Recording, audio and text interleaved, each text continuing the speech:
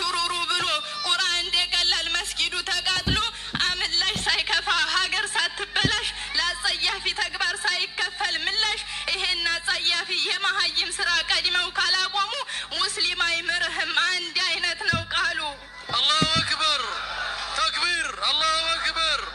አላሁ አክበር እንዴት መስጊዳችን ያ አላህ ቁርአን እንዴት ይቃጠላል የሙስሊሙ ኡማ የቆሞት ሞተናል ሞት ላይ ቀርማን ቋረር ይባላል ተረቱ እባክህን ተነሳ ወጣቱ በእስልምና መጥቶ